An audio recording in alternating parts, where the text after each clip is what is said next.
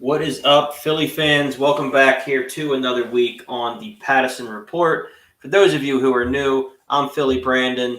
That's Ryan. And in a short period of time, we are going to be joined by one of your favorite, one of my favorite, one of everyone's favorite Philadelphia sports Twitter accounts. Life of a Philly fan. We know him as Aiden. You know him as one of the funniest, most accurate, just for the fan Twitter accounts out there. And we are so stoked to have him on with us coming up here about 5 minutes or so. He's wrapping up his own podcast, so we're not going to rush him along. But we're pretty much going to be talking a lot about the Eagles, on the lighter side, but, Kelsey got in the fight. Can't love the guy any more than I already do. Apparently somebody hit Kenny Gainwell a little late. Kelsey had to show him what's up. This team just kind of has the right vibe about it already. I mean, they're chippy, they're hungry. So we're going to get into that a little bit. Get into the Phillies, going 11-9 over the easy stretch of the schedule, and losing a heartbreaker tonight against San Fran. And maybe, just maybe, if we're feeling diabolical enough, we'll get into James Harden calling Daryl Morey a liar and then getting fined for it. But we'll see where this episode takes us. Where should we start, Ryan? Do you think? You start Philly, you start Eagles? What are you thinking? Oh gosh, it feels like we should start Eagles with the football season, but I kind of want to wait till Aiden's here to talk that because there's a big story today, and yeah, we kind of want to get the shock and awe. I think we'll start with the Phillies as bad as I want to start with the Eagles. I'm kind of with you. We can't have our dessert first necessarily. But yeah, so the Phillies, had what many considered to be a really easy stretch of schedule. The best team they saw until San Francisco was the slightly above 500 Twins. And as they tend to do, they managed to botch it and go 11-9, which, over 500, I get it. You won more than half. They needed to. You would have liked to see them take 2 out of 3 a couple more times than they did, especially against the Nationals. There's no way that you can afford to drop a series to the Nats, especially with the wild card race still in the air. The Phillies are going to get in. They're going to get into the playoffs. I'm not worried about that. But you want that home game. You don't want to have to go and play 3 on the road in San Fran or 3 on the road in whoever takes that third spot right now. You want those games at the bank. And they had a chance to – I think they had a chance to put that deep in the rear view, and it seemed like they let it slip away. Seems like a common theme with Philly teams, if you ask me. It always feels like this happens, and then in a week we'll go on a hot streak and we'll just forget about this. And, I almost did yesterday. I don't know if you saw the game yesterday, but it felt like, oh, my God, they're back. We're good. We're rolling. And then tonight, for those of you who watched, down 3 in the 9th, Harper, it's a 3-1 blast, bottom of the 9th, keep us in it. An inning later, we're down 2, and again, we lose. So you're right. You keep thinking they're going to get rolling, and then, they just bring you back down to reality. My wallet's rolling at the very least. I bet the Phillies plus 480 going in the 9th yesterday. So, feels good, man. Feels good. Those are some stone testicles to make that call. Yeah. Because it didn't look like it was heading that way against one of the best closers in baseball, a guy who's known for not walking people. Walk Schwarber to get the tray, which I get. Schwarber, if there's a guy on the lineup outside of Bryce who with one swing can even the score, it's going to be Schwarber. But, Trey showed up. He had a big moment, and so many times this year where he wasn't able to come through in those moments, he did. But it kind of speaks to this lineup if they can just get it right. Think of what, San Fran had to choose from. You got to either pitch to Schwarber, who could go yard at any moment, or, you choose to pitch around Schwarber, then you got to go deal with Trey Turner. So if they can get right and get everybody, get the bats awake, there's nowhere to run in that lineup, I don't think. No, I mean, I keep bringing it up that if we had Reese back, I wish that. But anyway, yeah, I don't think you could target anyone in this lineup except, I don't know, maybe Christian Pache when he's hitting, when he's in the field. I know he hasn't been playing recently, but feels like it. You can't go to Castellanos, you can't go to Schwarber, you can't go to Harper, you can't go to Real Muto when he gets hot. Bohm's insane. Bryson Stott's great. Who do you pick on? Yeah, I mean, and So Brandon Marsh typically is your 9-hitter. And again, harkening back to the other night when, load the bases and end up winning it. None of that really happens without Brandon Marsh slapping an 0-2 single to get that inning going, and he's your 9-hitter. So I mean, you're right. If you're looking at a lineup where you got to go through, Turner, Stott, Castellanos, Bohm, Harper. God, I'm missing people. Real Muto, you're right. Schwarber, and usually the 8 and 9 hitters when it might not be a great inning or you can kind of get something going. When your 9 hitter is Brandon Marsh, who for the longest time was leading the NL in OPS, there's nowhere to turn. Now, if Rob wants to get weird and start throwing, Edmundo Sosa places or Jake Cave places and stuff like that, completely different story. But as long as he kind of keeps things between the lines, this is going to be a really tough lineup to deal with. Yeah, for sure. And like we said last week, we just need the pitching to get going, honestly. Which we're hoping it will. And I'm hoping the guy we bring on here next has more answers than you and I do. So we're going to stop burying the lead. We're going to bring on our buddy Aiden, a.k.a. the Life of a Philly Fan account. Aiden, thank you so much for popping on to us, man. I know you're working a double shift tonight on the podcast. Yeah, thanks for having me. I just got off. We were talking Eagles football. We were fired up, so it went a little longer than usual. But, in the podcast game, you'd rather be that way where you have a lot to talk about than not so much. So thanks for having me.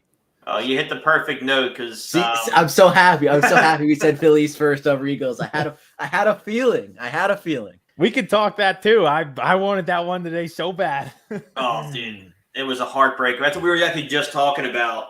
Last night it feels hopeless. One of the better closers in baseball. Marsh gets that 0-2 single. Then they pitch around Schwarber to get to Turner, and Turner makes him pay. And you think, okay, we're back. These are the vibes from last year. These guys can't lose. Turner took that personally. Coming to tonight, 5-2 in the ninth. Harper hits a miracle shot that was fair by inches off the pole. You're thinking, all right, here we go again. We're going to win this one. 5-5, bottom of the ninth. And the other Phillies showed up where they let you down. So we were kind of talking about how does this team get off this roller coaster and start stringing quality wins together? So I have a few thoughts. One, I feel like just today in a silo, Craig Kimbrell just doesn't seem to do well in these extra inning settings. With that, the runner on second, remember that Marlins game where he dropped the ball on purpose? Yep. He's just in his own head, and it kind of spirals when he's in these extra inning settings. As a closer, been awesome. Extra innings guy, not so much. So in a silo, that's the only thing today I think would have been different if we had somebody else out there in the 10th. I think they're a team that's kind of in coast mode where they're not going to win the division, but they're, up pretty substantially in the wild card. So you see these moments where they kind of flicker in terms of momentum. Things are going well and then they lose focus, and then things start to go well again once you're all right, stop, regain focus. So I think it's a little bit of that, but even today with the loss, this lineup with the resurgence of Trey has been relentless, which is what you want to see in a playoff series. 1 through 9, it's been a relentless lineup. Even dating back to last week, they scored 8 against the Blue Jays. The first 2 games of the series against the Nationals, they blew a 6-1 lead, but they scored 7 runs. So they've been scoring a lot, and it's been relentless. And I feel like if you're in a 5-game playoff series, 3-game wild card series, it's a tough lineup to face. It is for sure. And the lineup is really the least of, we talk about it every week, it seems, since the trade deadline. And the lineup's really the least of both of our concerns because you're right. I mean, Brandon Marsh is your 9-hitter, and at one point he was the top guy in the NL for OPS. So that's not the worry. But the fact that these guys are putting up 5, 6, 7 runs, and it's not always enough. Mm-hmm. That's where you start to worry in the playoffs and we had a fun question last week I want to get your thoughts on. I mean, looking at this rotation right now, who are you turning to for that 3-game wild card series? It's going to be Wheels, but the other 2 guys, there's limitless different, combos. You know what? I could give you an answer today, and I'm sure it would have been different than your guys' answer last week because I feel like it changes week to week with these guys. If you would have asked me 2 weeks ago, I said, Lorenzen has to start. And then these last 2 outings, I'm oh, man, it looks like we may have gassed them throwing 124 pitches. I think it'd probably be Wheeler. I I don't trust Aaron Nola at all, but I feel just like they would just give him the nod. I would probably watch the game with my eyes closed if it was him, and probably Ranger Suarez, I think, would be the 3. I think, but check with me next week. I might change my answer. I think, if I remember correctly, Ryan, that was pretty close to yours because I went Wheeler, Lorenz, and Suarez. But I think you still had Nola in yours. I think I had Nola in there because what he said, like what Aiden said, they're gonna give him the ball. We're gonna have to watch this. We're gonna have to put ourselves through this mess. So I'm mentally prepping for it now. It's like when your lease is up and you know you have to move the furniture. It's like you don't want to do it, but you're gonna have to. it's like a show that's so bad. It's like a car crash where you can't look away, kind of deal. Yeah, terrible shit. Yeah, like that. Yeah, I mean, his last start, he came out looking bad. That first inning was as uncomfortable as I'd seen Aaron Nola in a while. I mean, 30 pitches in an inning, but then he settled down to give you 7, only 1 long ball. Maybe if that's the Aaron Nola you get in the playoffs, we got a shot. But the pitching's kind of what worries me the most in the playoffs. But I don't want to bury the lead too much here. We all know why we're here. Football season's back. That's the reason I reached out to Aiden in the first place, to be honest. Because the last time we had you on, I mean, we talked football for a half hour and it was awesome. So, Eagles are back. Couple joint practices in, couple preseason games in, and at least my takeaways so far, Devontae Smith is going to be a problem.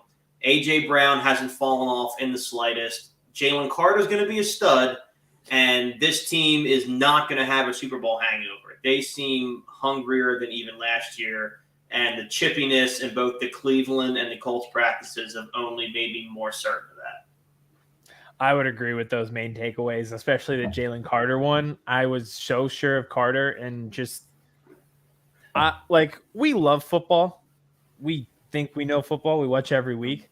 Guys who really know football, like Lane Johnson, Darius Slay, guys who are around and they're coming out and being like, this Carter kid is a man amongst boys. And these are the best players we have on our team, and they're personally calling this kid out on week 3 of him being there. Mm-hmm. I cannot wait to see him in actual games. You see all the tweets. You saw it kind of started a fight that he got to the quarterback. Of course, Derek Barnett was the one who truly initiated the fight. It's always him. He's useless. That's another predictable headline. Devontae Smith's great. AJ Brown's a stud. Jalen Carter's going to be awesome, and Derek Barnett's causing chaos. That's about drawing penalties. But you brought up a good point, like Lane Johnson.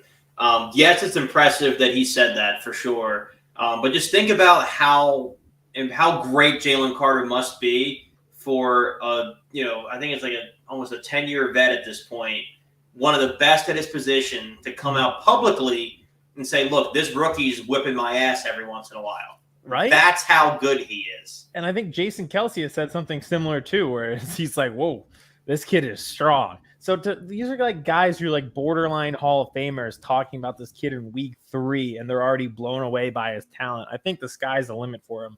And I still can't believe he fell to pick 9 or pick 10, whatever you want to call it. It's confirmation bias at this point. The stuff that he's showing in the videos and whatnot and the games, it's all over his Georgia tape. I've been saying that. And now that these guys are backing it up, like you said, Hall of Famers, basically.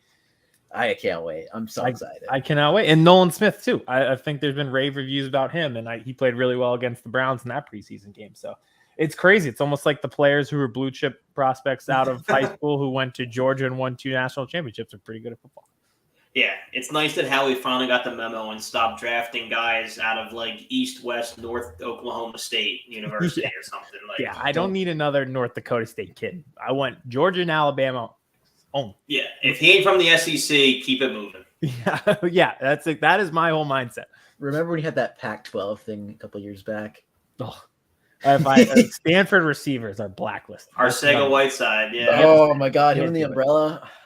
No, it'll be he's good at body control. It's yeah, okay. Well, Devontae Smith had 200 yards and 3 touchdowns in a national championship. What are we doing here? In a half. Mind you. Well, that was the Justin Jefferson argument. It was he popped off in college, but it won't translate. This Jalen Reagor kid, though, he's really tiny and really fast, and he can kind of catch. He's going to be a great pro. Yeah, it's like the Family Guy mystery box scene where he's it could be anything. It could even be a boat. It could be anything. He could even be Justin Jefferson. Like, what are we doing? I remember that. Justin Jefferson is bad because Jamar Chase is good. Yeah, that was the Those were the logic. days. Now Oh look where my we God. are. That was the line of thinking. I was like, I oh, he was takes 2 the weeks tension away. in the podcasting when that happened, and I had one of my all-time meltdowns on a podcast, just borderline in tears, just the stupidity of that. But I want to focus on present day. Things are going well. We talked about the 2 surefire rookies who are going to be great, we both think. But, we have a couple second-year guys who had the same expectations coming in last year who had varying levels of success. Nakobe Dean was, a little bit up and down.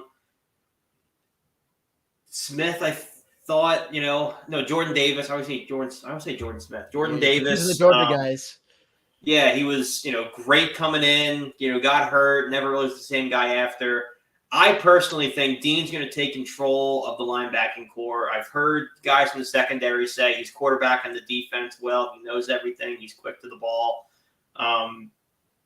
I think he's going to be the best second-year guy, me personally. I think Davis is going to have a good year, but he's going to be overshadowed by Carter, I think, and he might be overshadowed. I think Milton Williams is going to pop off this year also. Milton Williams, I actually think will have a great year. He'll have more opportunities with Hargrave gone, so I think for sure. I agree with you on Nakobe Dean, or I think he just has natural leadership skills and just football instincts, which is perfect for a linebacker. So you'll just see him around the ball constantly. And there's really nobody he has to look over his shoulder for. Miles Jack retired and wants to be like a plumber now or whatever. So be a carpenter.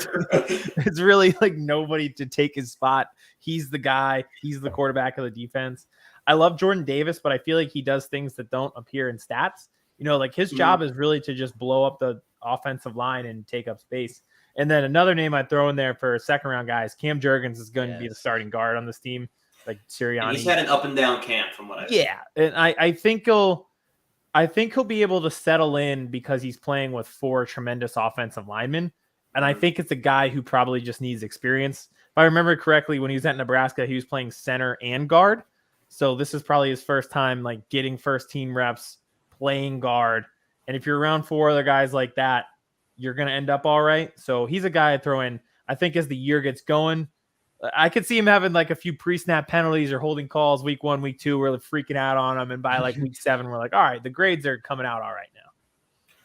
Yeah, he was, Jason Kelsey picked him to be his replacement at center. That was one of the cool stories of that year was he did a lot of the scouting. Kelsey went and found him. So he was definitely, a center prodigy who can probably also play guard. So we are asking a lot of him.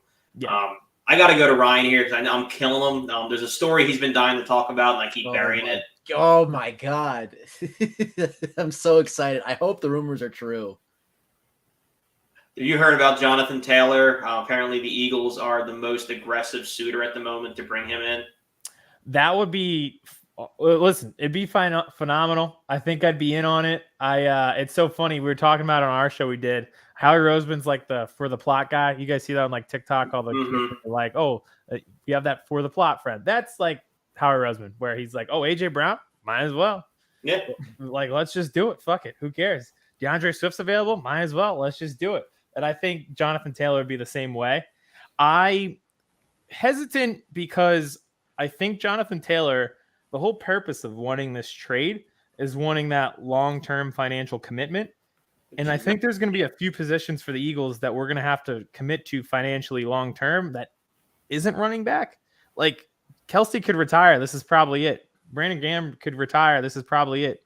Like offensive line, defensive end, these are positions that command money. Down the line, we're going to have to pay them. And if we're paying Jonathan Taylor, that's money that can't go to center. Like if Lane Johnson retires, tackle, defensive end, costly positions. So I would love it. I just feel like they're trying to keep financial flexibility for the future. Yeah, I think you're spot on for sure. And I trust Howie so much at this point. I never thought I would say. I know that he is not going to pay franchise money for a running back. He'll never do it. So my only thought is the only way this happens to me is Jonathan Taylor is, if it's getting toxic in Indianapolis, he wants out of that situation. He wants a season behind this Eagles O-line where he can really pop off. and try to earn himself big money, knowing that it won't be in Midnight Green.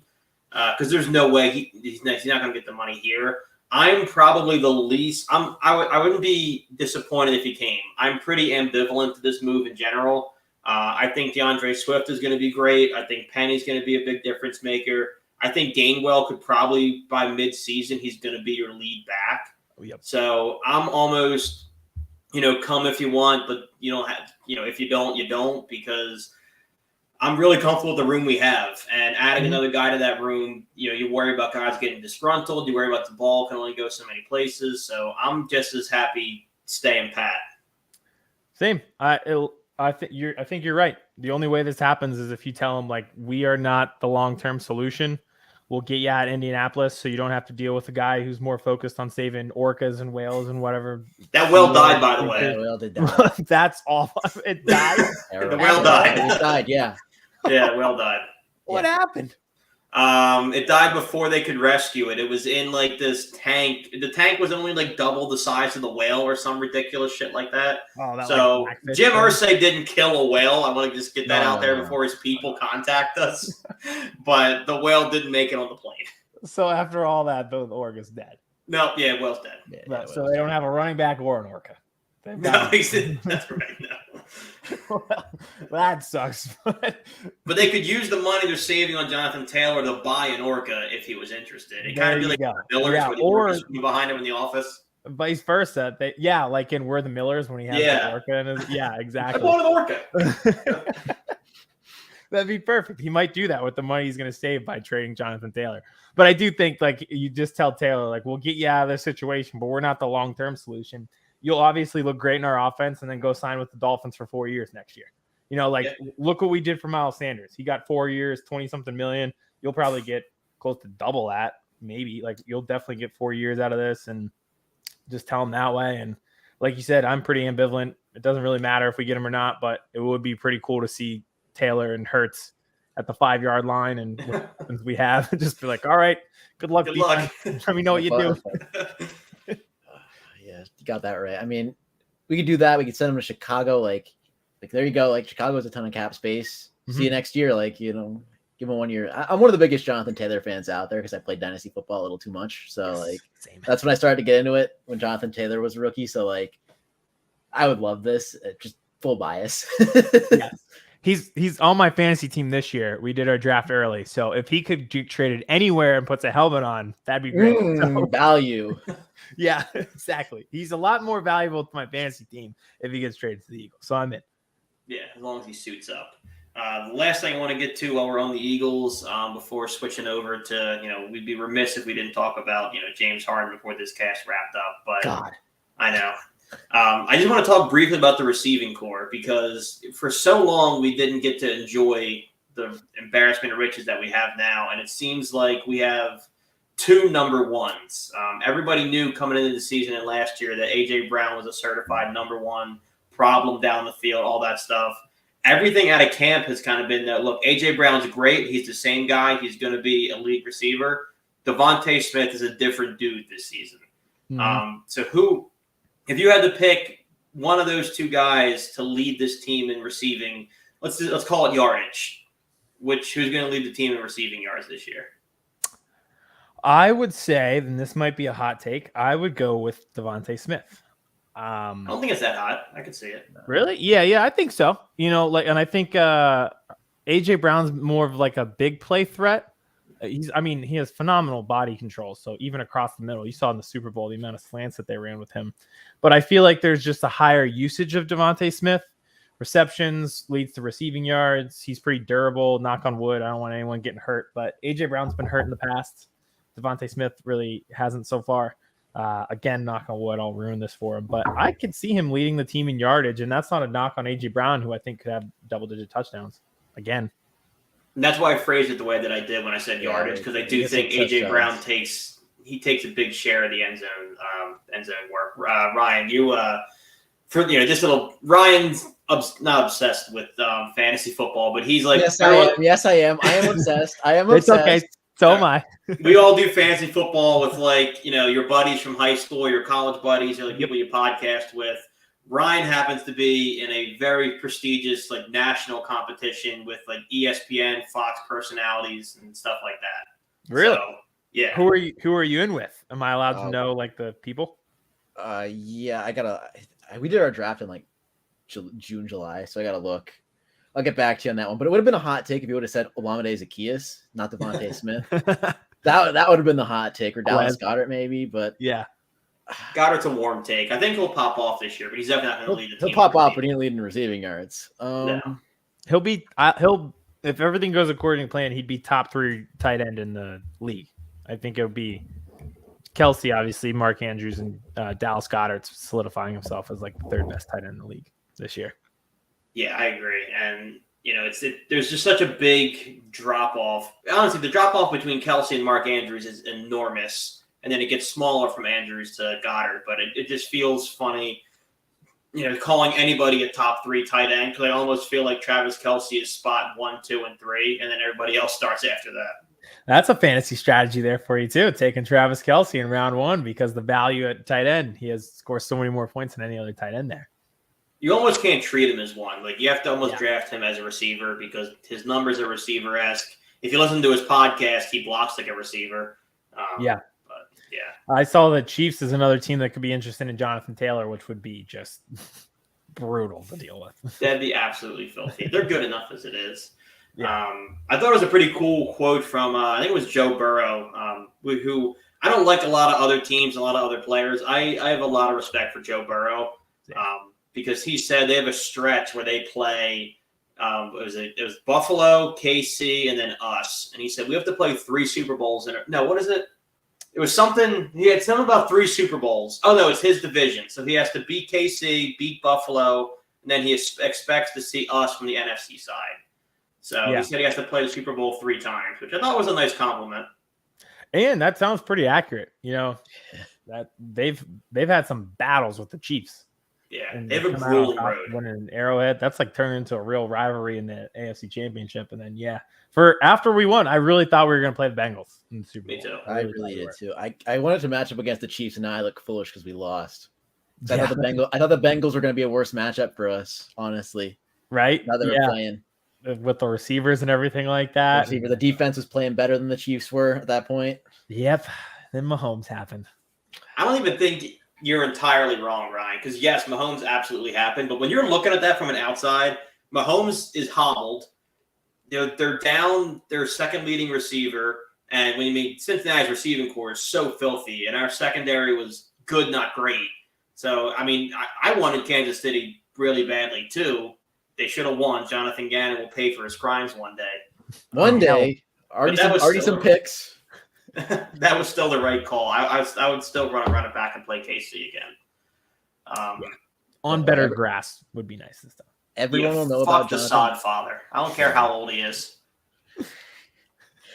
Everyone will know about Jonathan Gannon once he sends Caleb Williams back to USC after he has the worst record in the league.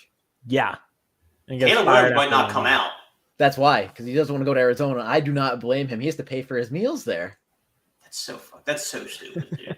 He's not paying for his meals at USC. Oh, God, no. Lincoln Riley's giving him – he's hand-delivering his meals at this point.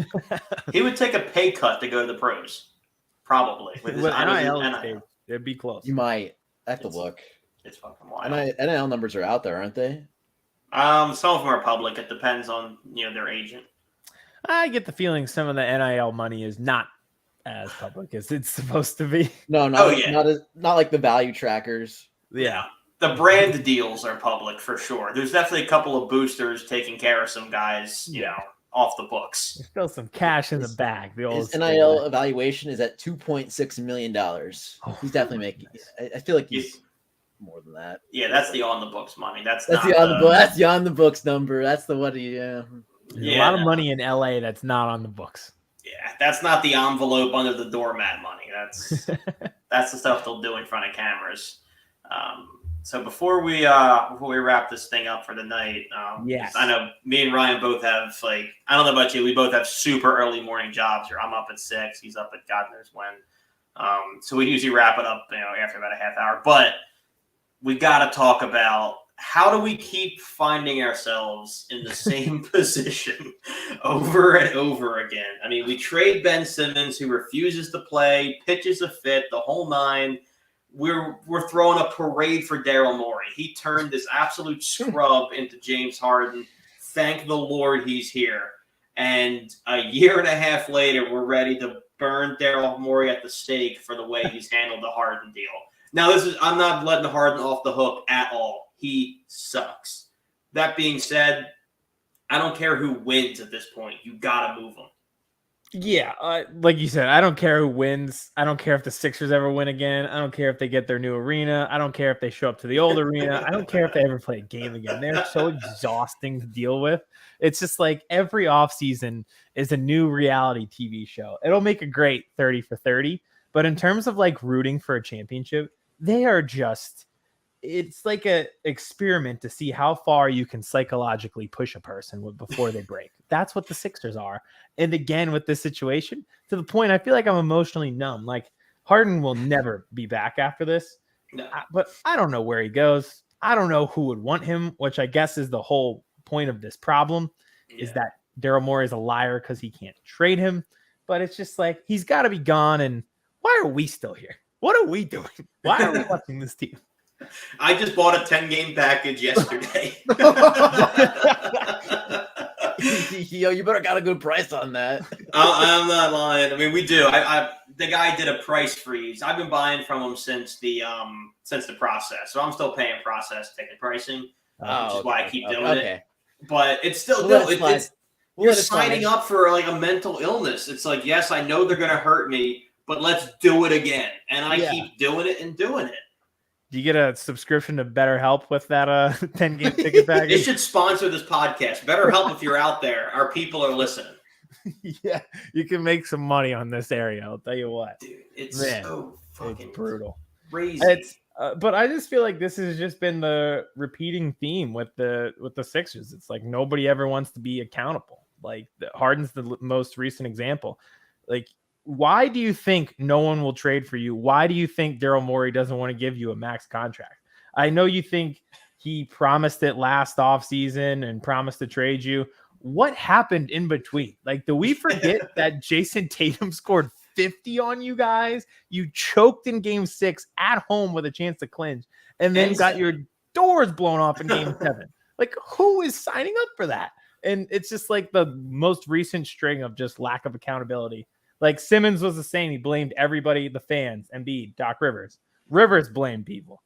Yeah. The former GM blamed people behind burner accounts. Like nobody in this organization will ever look in the mirror and be like, maybe it's me. Like maybe I need to just change something. It's an unserious team. I'm glad you phrased it that way because I couldn't figure out. I follow so many Philly sports accounts. Somebody said that. Now I found out it was you. But it was like, has anybody asked James Harden what changed in the last 365 days as to why he's worthless? Yeah. And I was like, that's fucking brilliant. Why has no one else thought of this? Like, if Daryl Morey could put him on the Clippers tomorrow, he would. But there's a reason that the Clippers won't. And they won't give up anything substantial, which at this point really doesn't even feel substantial. It's like draft picks. Like, they won't even give you draft picks. And what didn't they give up 7 for Paul George at one point? They give up 7 first-round picks and won't give up anything for you. Like they won't give us. Remember, Terrence Mann was the sticking point. We were like, "Yo, we want Norman Powell. We'd love some Terrence Mann in there, maybe a draft pick." And they were like, "Norman Powell, take it or leave it." That's my whole thing for Harden is like, people will not trade for you for Norman freaking Powell, and you're mad at Daryl straight up, not Norman Powell and a kicker, straight up. Yeah, like. At some point, you just got to look around and say, maybe it's me. And this comes after the whole year he teased the Houston Rockets thing on Christmas, no less. His management team is leaking that story that he wants to return home to Houston, which was the most obvious leverage play of all time. And they didn't want him. Yeah, they changed their whole mindset to go after Fred freaking VanVleet over you. Yep. And then you were out of other suitors, except the Clippers, who you wanted. And the Clippers never actually said they wanted you. No. And now you're like, Daryl Morey is a liar. I don't know what to do. I don't know who will take him. And we'll probably just be stuck with him. And it'll be another emotional roller coaster. You're probably right.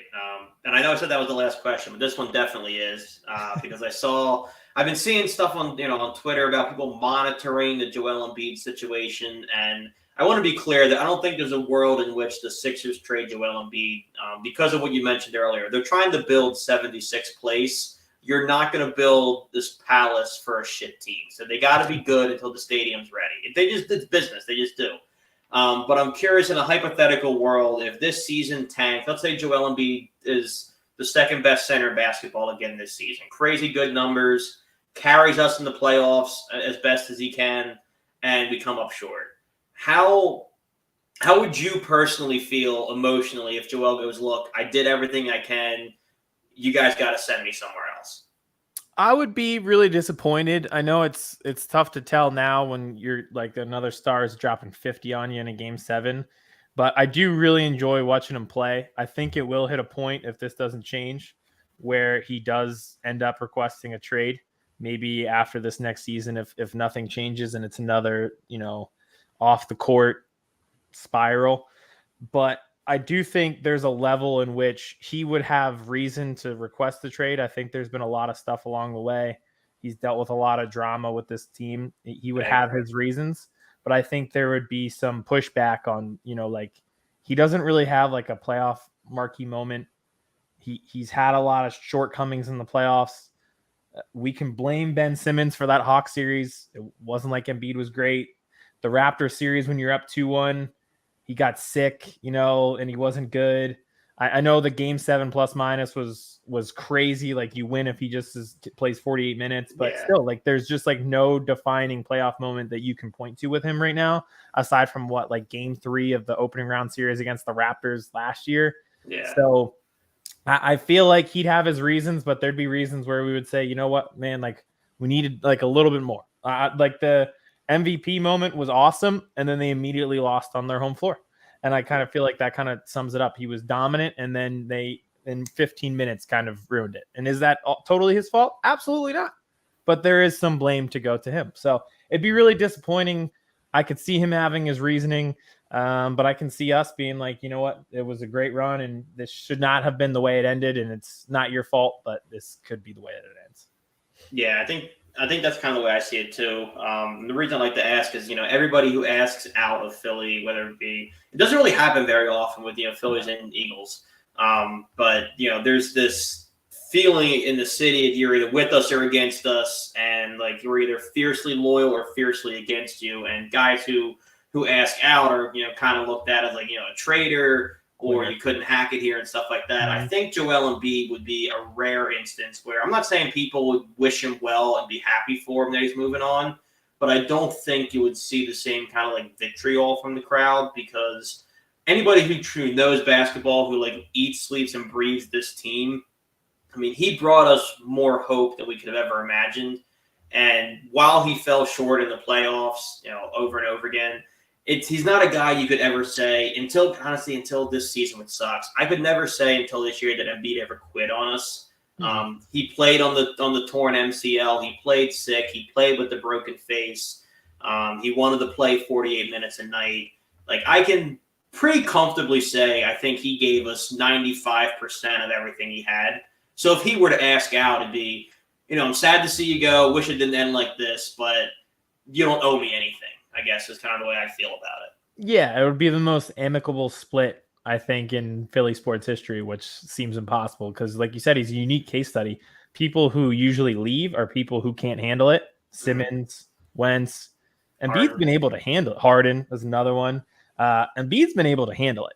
He's been dominant, but at the same time, like these playoff shortcomings. So it's weird because I think it would be a mixed reaction if he asked out, where, like I said, he'd have his reasons, but we'd have his reasons to move on. And I hope it doesn't happen. I think they're trying to retool for 2024, make another push with another star. And I hope he just finds joy in playing basketball. And there's a version of the Sixers this year that works where it's like Maxey runs the offense, Jaden Springer gets to play, Paul Reed grows, and Embiid dominates, and they just have fun. And we accept that they're not going to win a title and run it back next year with a better team. And that might keep them around. I'm kind of down for that as a fan. I mean, I love to win, but if we're going to punt this season, I at least want them to have like Phillies vibes, where they love playing with each other. They're just boys. Like they're kind of hanging. Like if we're gonna be bad, let's be fun and be bad or be mediocre. Right. And what's so funny is like that scenario I described. Like the ceiling is second round exit. Yeah. Harden comes back. You're probably also second round exit. You might miss the playoffs because he ruins the vibes. Yeah, vibes would be terrible. Second round exit, and that kind of sums up why he's still stuck on this team. Is because he doesn't take you to the next step anyway. So we'll see, but I do think that there's a version where he's actually fun and Embiid enjoys it and sticks around another year. You're right. Well, dude, thank you so much for coming back on the show. It's more fun every time we have you on, I swear. Do you want to do any plugs, anything, where can people find you? I know you got Birds vs. Boys, Philly Fan Life on Twitter. Anything else I'm missing for a plug? That's it. At Birds vs. Boys Pod on everything, Twitter, TikTok, subscribe on YouTube, and then at Philly Fan Life after every game. We're talking about all the things we talked about here. It's been awesome. Thanks for having me on. Like you said, it's more fun every time. This is the perfect time with the Eagles football starting. Phillies are playing well. The vibes are high. Check Aiden out, guys. Check out those accounts. We'll be on a 2-week hiatus. I am heading to Dublin for a couple weeks, but we will be back with some hot Eagles talk as when I get back, week 1 will be right around the corner. So stay tuned for that one. All right. Peace.